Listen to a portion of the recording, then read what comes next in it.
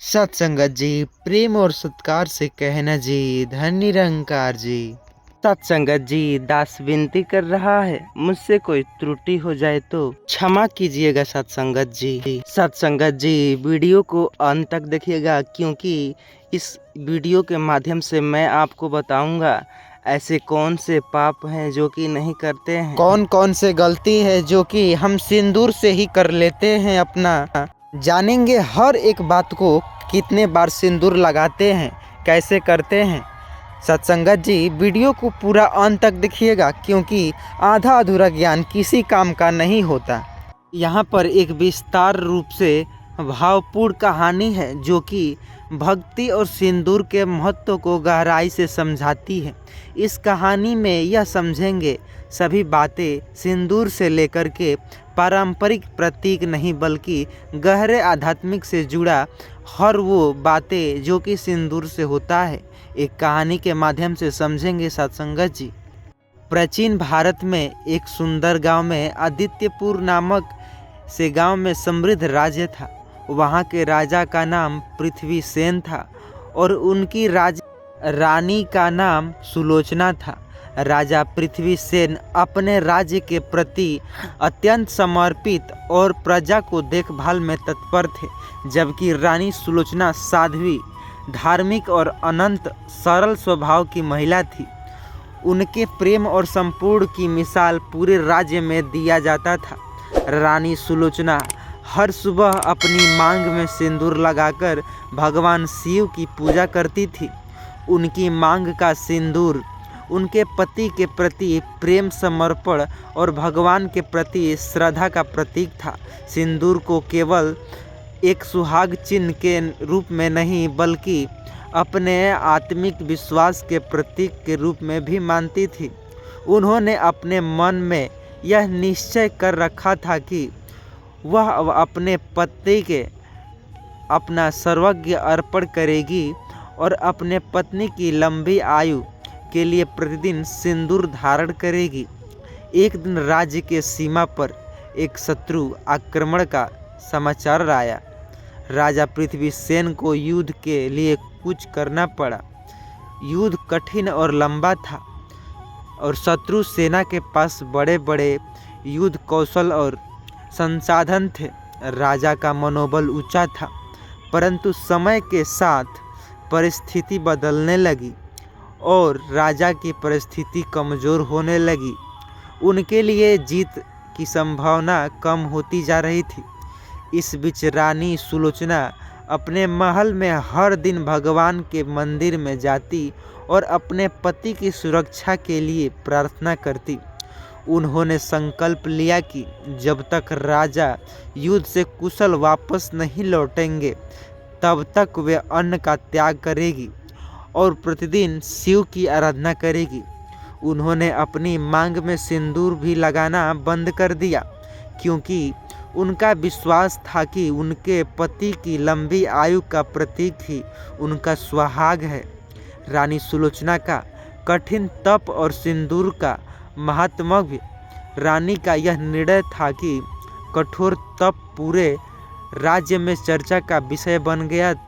वे हर सुबह शिवलिंग के सामने बैठकर ध्यान रखती, अपने आंसुओं से भगवान को पुकारती और भगवान से अपने पति की रक्षा का आग्रह करती। यह उनकी आस्था, प्रेम और भक्ति की शक्ति की वे नित्य इस तप को निभा पा रही थी। हर दिन उनकी स्थिति कमज़ोर होती जा रही थी, परंतु उनकी भक्ति की शक्ति इतनी तेज थी कि इतनी सबल दे रही थी कि उनकी प्रजाओं या फिर प्रार्थनाओं का असर था कि भगवान शिव उनकी आवाज़ सुनने लगे। एक रात रानी ने स्वप्न में भगवान शिव को देखा। भगवान ने उनसे कहा, पुत्री, तुम्हारे प्रेम और समर्पण ने मुझे प्रसन्न किया। कल तुम्हारे पति की रक्षा के लिए देवता उनकी सहायता करेंगे और तुम्हारे प्रेम का प्रतीक सिंदूर पुनः तुम्हारी मांग में सुशोभित होगा। अगले दिन जैसे ही रानी मंदिर में पूजा के लिए पहुंची, उन्हें अपनी मांग में सिंदूर का आभास हुआ। उन्होंने अपने आंसुओं के साथ भगवान का धन्यवाद किया और अपने पति की सकुशल वापसी की प्रार्थना की। सिंदूर का पुनः धारण और प्रेम की जीत। कुछ ही दिनों से पृथ्वीराज सेन, जो कि विजय के साथ अपने राज्य लौटा। राजा को जब तक रानी देख नहीं लेती संतोष नहीं होती।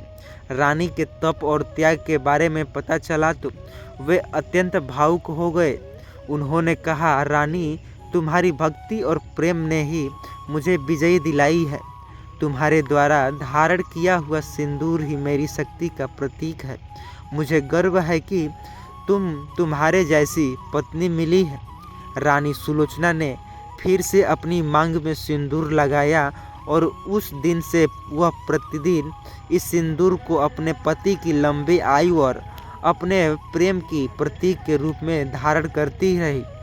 उन्होंने समझ लिया कि यह केवल सुहाग का चिन्ह नहीं बल्कि उनके जीवन का एक महत्वपूर्ण हिस्सा है, जो उन्हें उनके पति और भगवान से जोड़ता है। सत्संगत जी, आइए ऐसे ही जानते हैं एक और महत्वपूर्ण कहानी, जो कि सुनने के बाद आपके रोंगटे खड़े हो जाएंगे, क्योंकि इसमें बताया गया है कि बाजिन होने से लेकर के पुत्र न होने का कारण और क्या पाप है, सब कुछ जानेंगे। आइए जानते हैं एक कहानी के माध्यम से। एक छोटी सी गांव की साधारण महिला सावित्री, जो हर माँ बनने की सपना देखती थी, लेकिन जीवन की कठिनाइयों ने उसे निराश से भर दिया। यह कहानी उसकी कड़ी मेहनत, सेवा भाव और अंत में उसे मिला मातृत्व सुख की। आइए चर्चा करते हैं, जिससे सुनने के बाद आपके सच में रोंगटे खड़े न हो जाए तो कहिएगा। सावित्री और अर्जुन की शादी को 10 साल हो चुके थे। दोनों एक दूसरे से बहुत प्रेम करते थे और एक खुशहाल जीवन व्यतीत करते थे, परंतु उनकी खुशी अधूरी थी क्योंकि उनके जीवन में कोई संतान नहीं था। गांव में हर किसी की आंखों में एक प्रश्न था, क्यों इस दंपति को संतान का सुख नहीं मिला। समाज में अनेक प्रकार की बातें चलती थी कि शायद सावित्री का कोई गुप्त पाप है, जिसका कारण भगवान ने उसे यह दंड दिया है। समाज का दबाव और व्यंग सावित्री अपने पति के साथ धार्मिक अनुष्ठानों और मंदिरों के दर्शन करती थी, परंतु परिणाम में कोई परिवर्तन नहीं हुआ। धीरे धीरे गांव की औरतें उससे दूरी बनाने लगी। हर त्योहार, हर धार्मिक अवसर पर महिलाएं उसे किनारे करने लगी, मानो वह अछूत है। एक दिन गांव की महिला, जो सावित्री की रिश्तेदार थी, उससे वह कह बैठी, सावित्री, तुमने जरूर पिछले जन्म में कोई पाप किया होगा। हमारे धर्म में कहा गया है कि हम महिला को माँ बनने का अधिकार तभी मिलता है जब उसके कर्म अच्छे होते हैं। सावित्री के पास बात का कोई उत्तर नहीं था, बस उसी की आंखों में आंसू थे। उसने मन में सोचा, क्या सच में पिछले जन्म के पाप इसे इस जीवन में मातृत्व से वंचित कर रहे हैं। आइए जानते हैं। वह साधु के पास गई। उससे पहले यदि आप इस चैनल पर नए हैं, चैनल को सब्सक्राइब कीजिएगा। इस वीडियो को कोई भी पार्ट छोड़ करके जाने की कोशिश न कीजिएगा, क्योंकि वह हर बातें जानेंगे जो कि सावित्री के साथ घटित हुई और कैसे उसका हल भी निकला। तो चलिए, एक दिन गांव में एक साधु आए। लोग उनके पास अपनी समस्या लेकर जाते और वे सभी को धैर्य से और समय से रहते पहले स्वयं की सलाह देते। सावित्री ने भी उसके पास जाने का निश्चय किया। साधु से मिलने पर उसने अपने दुखों का वर्णन किया और उसने पूछा कि उसकी संतानहीनता का कारण क्या है। साधु ने ध्यान से उसकी बात सुनी और शांत स्वर में कहा, बेटी, इस संसार में हर व्यक्ति अपने कर्म का फल भोगता है। तुम्हारा यह दुख भी तुम्हारे कर्म का परिणाम हो सकता है, परंतु तुम्हारे पास अपने कर्म सुधारने का अवसर है। दूसरों की सेवा, सत्कर्म और उसके शायद तुम्हारे जीवन में सुख लौट आए। साधु ने उसे सलाह दी वह गरीब के बच्चों को देखभाल करे और अनाथ बच्चों के लिए एक घर बनाए। सावित्री ने उनकी बातें को गंभीर से सुनी और वह उनके अगले दिन से ही वह एक नई जीवन की शुरुआत कर दी। सेवा और समर्पण का मार्ग सावित्री ने अपने घर में एक आश्रम की स्थापना की। वह गांव के अनाथ और गरीब बच्चों को वहां लेकर आई। हर दिन वह उन बच्चों की देखभाल करती, उन्हें भोजन खिलाती, पढ़ाई में मदद करती और अपनी पूरी ममता उन पर लुटाती। धीरे धीरे गांव के लोगों को भी समझ आने लगा कि सावित्री का दिल कितना विशाल है। वह बच्चों के लिए कहानियाँ सुनाती, उनके साथ खेलती और उन्हें यह महसूस करवाती कि वे अकेले नहीं हैं। उसने अपनी संतानहीनता का दुख भूलकर इन बच्चों को ही अपना संतान मान लिया। सावित्री का समर्पण देख लोगों की प्रशंसा करने लगे। लोग कहने लगे कि शायद यही उसका तप है और यही उसका जीवन का उद्देश्य है। गांव में नई मान्यता का उदय। एक दिन गांव में किसी भी मृत्यु हो गई। उस व्यक्ति की अंतिम यात्रा में सावित्री भी शामिल हुई। लोग अब उसके प्रति बदल चुके थे और उसके साथ सम्मान से पेश आते थे। एक बुजुर्ग ने तो यहाँ तक कह दिया कि सावित्री का मातृत्व तो हमारे गांव के हर बच्चे में बसता है। यह सुनकर सावित्री की आंखों में आंसू आ गए, परंतु इस बार वह आंसू दुख के नहीं थे बल्कि संतोष के थे। उसे महसूस हुआ कि शायद साधु का आशीर्वाद उसे यहीं मिल गया है। चमत्कार और आशा का संचार। कुछ समय बीतने के बाद गांव में एक साधु आए जो देश भर के अपने चमत्कार के लिए प्रसिद्ध थे। गांव के लोग उनके पास अपने अपने प्रश्न लेकर आए। सावित्री को भी अपने जीवन में आशा की एक नई किरण नजर आई। वह साधु के पास पहुंची और विनम्रता से बोली, मुझे अपने पिछले जन्मों के पाप का प्रायश्चित कैसे करना चाहिए ताकि मुझे भी मातृत्व का सुख मिल सके, मैं भी संतान रहित हो सकूं, मैं भी संतान का लाभ उठा सकूं। मैं भी चाहती हूं कि मेरी भी ज़िंदगी में कोई संतान हो। साधु ने उसकी आंखों में झांका और कहा, तू अपने जीवन में जो किया है वह स्वयं में एक तपस्या है, परंतु तेरा दुख अब समाप्त हो जाएगा। भगवान ने तुझे मातृत्व का सुख प्रदान करने का निश्चय किया है। साधु के इस कथन से सावित्री को अद्भुत शांति मिली। उसे विश्वास नहीं हो रहा था कि परंतु कुछ महीनों बाद उसकी यह आशा सच साबित हुई। वो भी एक नई दिन गर्भवती हो गई। सावित्री गर्भवती हो गई और यह समाचार पूरे गांव में फैल गया। लोग उसे बधाई देने आए और उसकी प्रशंसा की कि उसने कितने धैर्य और समर्पण से जीवन को स्वीकार किया। सावित्री ने आखिरकार एक पुत्र को जन्म दिया। वह बच्चा उसकी संतान ही नहीं बल्कि उसकी पूरी तपस्या और सेवा का प्रतीक था। नई पीढ़ी के लिए एक संदेश। सावित्री की कहानी गांव की नई पीढ़ी के लिए एक उदाहरण बन गई थी। उसने गांव के लोगों को सिखाया कि कर्म प्रभाव हमारे जीवन पर अवश्य पड़ता है, लेकिन अच्छे कर्म और सेवा से हर कठिनाई का समाधान संभव है।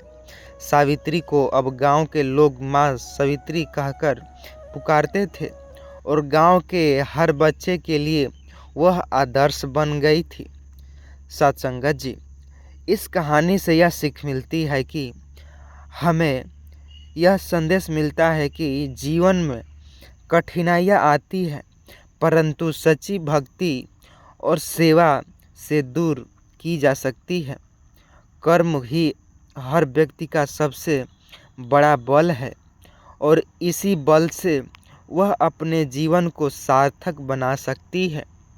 साथ संगत जी, आशा करता हूँ यह वीडियो आपको बहुत ही ज़्यादा आपको मन को भाई होगी।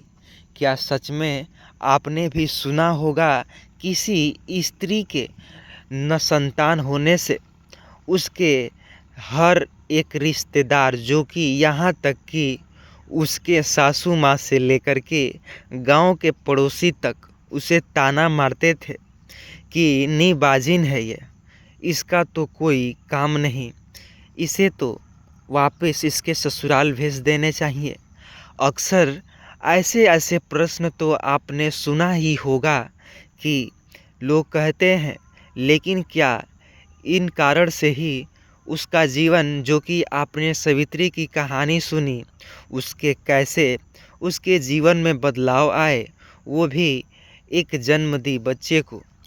इस कहानी से यही शिक्षा मिलती है कि हमें उनको पीड़ा नहीं देने चाहिए जो निसंतान है, क्योंकि भगवान नहीं जानते तुम उनके बारे में कि वह एक एक पत्ते पर विराजमान है, उनके सिवा एक पत्ता भी नहीं डोलता। तो भला आप इतने निकमजोर उनके बनाए हुए संतान हो, तो तुम कैसे उन्हें ऐसे कह सकते हो कि वे कैसी है, वह निपुत्र है तो क्या है। लेकिन यह बात हमेशा ध्यान रखना कि इस प्रकार के प्रश्न अक्सर उठते हैं, उनका हमें बहिष्कार करने चाहिए, उनसे लड़ना चाहिए कि तुम ऐसे नहीं करो, क्योंकि ऐसे से भगवान हमें सब देख रहे हैं। भगवान बेनूर नहीं है, वह सब कुछ देख रहे हैं। सब कुछ तुम्हारे भी कर्म होंगे और तुम्हें भी अब तुम्हारे कर्म के हिसाब से फल देने लगेंगे। तो बताओ तुम क्या कर सकते हो। साथ ही साथ इस वीडियो को इतना ज़्यादा शेयर कीजिएगा ताकि वो हर माँ के पास पहुँचे और वो हर व्यक्ति के पास पहुँचे जो कि निसंतान है और जो निसंतान के लिए उसे कोसते हैं कि ये निसंतान है। साथ ही साथ इस चैनल पर नए होंगे, चैनल को सब्सक्राइब करके बेल आइकन को दबाना और इस वीडियो के माध्यम से सभी तरह के इस चैनल पर वीडियोज़ मिलते हैं। तो कमेंट में धन निरंकार लिखना ना भूलिएगा सत्संगत जी।